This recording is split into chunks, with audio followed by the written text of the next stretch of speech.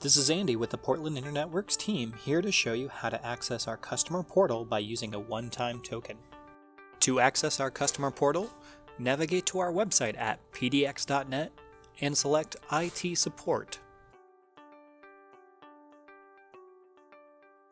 Next, scroll down to the Customer Portal section and click Login.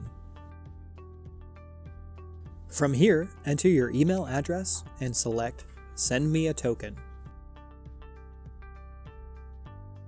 A notification will confirm if the token is sent.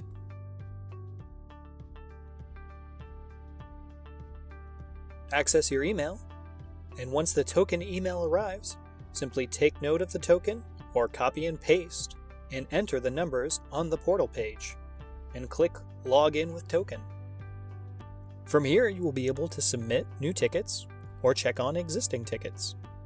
And that is how you access the Portland Internetworks customer portal by using a one-time token. This has been Andy with the Portland Internetworks team. Thank you for watching.